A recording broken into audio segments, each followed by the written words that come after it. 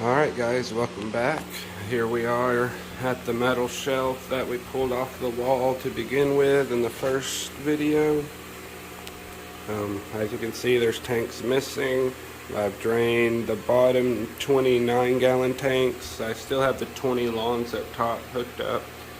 I'm sorry if the noise is kind of loud. I've got this central air line hooked up and the main one. And the main one is meant for up to 80 tanks. So I've got the bleed valve opened wide open because, boom, got 7 tanks, well actually 8 tanks. I hooked that one up not long ago. 8 tanks hooked up, got fish in them, all but the bottom one. I got the bottom one hooked up last night, and since it was completely fresh water, I just wanted it to set overnight. We've got angelfish in here. Hard to see, I don't have the lights hooked up properly yet, but all the top ones got guppies in them. They're doing well, very happy. I got all the sponge filters hooked up, everything's running, got air lines to them, but again, like I said, it's only pumping 7 tanks right now, and on a pump that's meant for up to 80 tanks. So I've got that bleed valve open wide open, and it's creating quite a bit of noise. But the guppies are very happy. I reseeded all these tanks with an old sponge filter, and I also used this Aquavital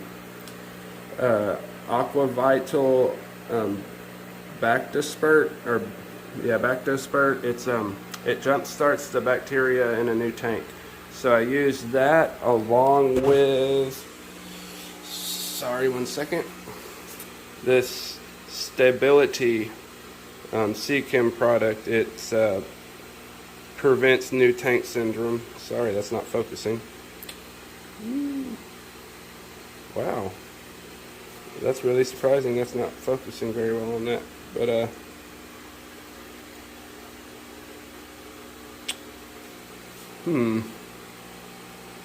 I really wanted y'all to be able to read that. That's really weird. Come on, camera, what's wrong with you? Focus. Maybe it's the solid black background. Anyway, that's for starting new tanks as well. And the fish seem real happy. They're doing well. But yeah, again, I moved them all over here. I've already checked, got all the drain lines hooked up. I've overflowed them. There's water, residual water in all the lines. Got them hooked up down here. As I mentioned in the previous video, I painted the line black, went ahead and did that, and I stopped right there, and I'll continue painting the rest of it at another time.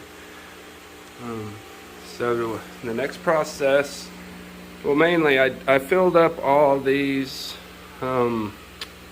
yesterday and made them overflow, made sure the sump pump was working. I hooked up a temporary hose and ran it to the sink, and everything was running. Then I left it and made sure I didn't see any drips or anything leaking behind the tanks with the new bulkheads put on. I tightened them down pretty well, but let's see if I can go around here, if you can see it all behind there. Not really.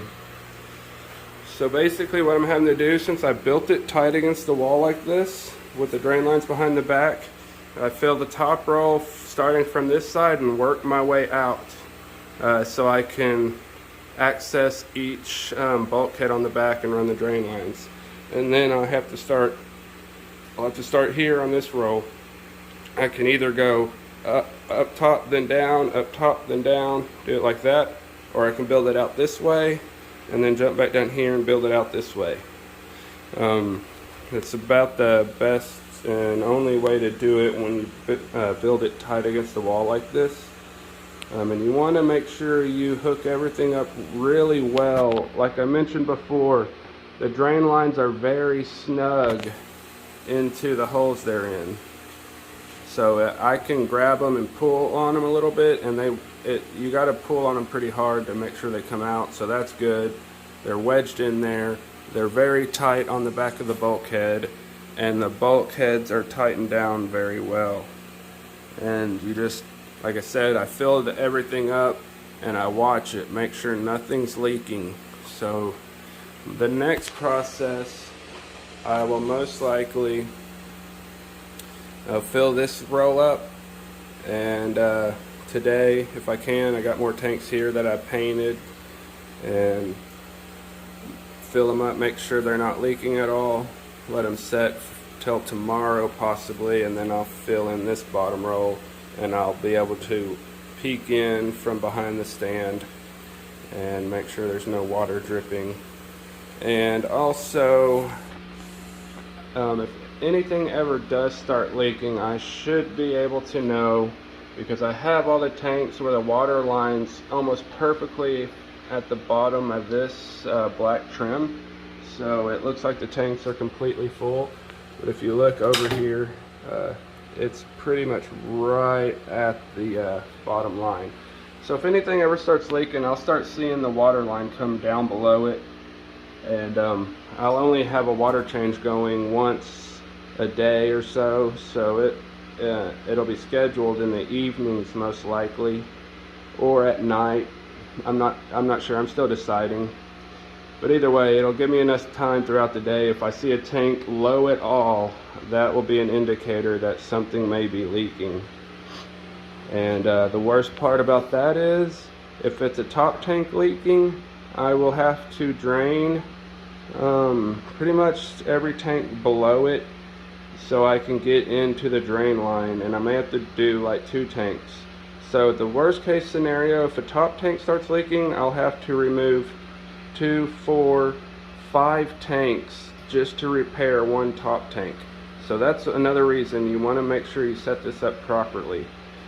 But I'm in not the hugest room, so I didn't necessarily, most people will want to leave room behind the stand so you can access all this stuff just in case. But I'm gonna go ahead and push it all tight like this, and again, if it ever happens, worst case scenario, you got to drain 5 tanks just to repair one of the top tanks, so you can access everything and redo it. But I've talked to a lot of people. Most people do not have issues for very, very long time. It's normally not anything on the bulkheads that happen. It's normally just a seal on the tank. The silicone itself breaks and starts dripping. So it's just something you got to watch out for, and really it's not that big a deal to drain down 5 tanks real quick. If I had to, I can do that easily in a couple hours, like have them drained and repaired. Alright, so today I'm going to continue. I did not drill these tanks because I believe they may be tempered glass. How you can tell, one indicator anyway, it's not going to be able to pick up, but tempered glass has a beveled edge to it. It's not going to be a very sharp corner, and you're not going to see any chipping in the glass. I'm not going to be able to zoom in to pick that up, but the end glass on these 4 tanks have a beveled glass on the end, so I meant to check them last night in the dark. There's a way you can use your phone and use polarized sunglasses to see if these are for sure tempered glass, because you can't drill tempered glass.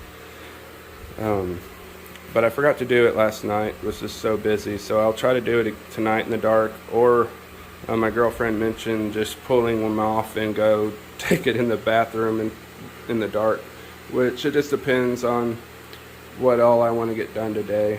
I may do that method, but I'm going to get the rest of these 3 tanks hooked up today and get water in them, make sure they're not leaking, then I'll probably start draining these tanks down. This one already has a bulkhead on it that I can reuse. I'll have to drill a bulkhead into this tank and start pulling all the tanks down off that wall, and may use more of these 20 longs. I don't necessarily have enough 29-gallon tanks right now to fill, or 20. I need 29-gallon tanks to fill the first 2 rolls, because there's 10 tanks that are going to be going across once I get this shelf behind me moved in here.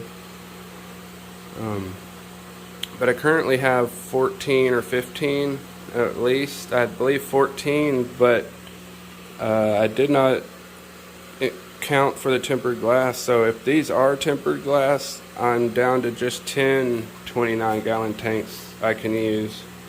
So I may wind up using 20 longs on this second roll as well. I'm trying to save my 20 talls for the other fish room because it's an even smaller room. And as you can see here, here's a 20 tall and here's a 20 long. You got to build the shelves out even further for the 20 longs. 20 highs are 2 foot long and the 20 longs are 30 inches, which is only 6 inches difference, but still that's half a foot. So I'm going to do all my 30-inch tanks on this wall, and as I need, I will swap out the 20 longs with 29s on this roll.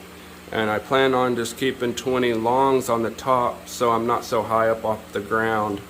It's easier to access them. So just keep on working today. Sorry if those airlines were noisy, and I appreciate y'all staying tuned. I'll get y'all in here on the next step and show y'all the sump pump working and do some more draining. Once I get all these hooked up, I'll be sure to record the test process of me filling them up, and I'll rehook the sump pump up and show y'all guys that as well. So I'll catch y'all guys on the next part. Thanks again.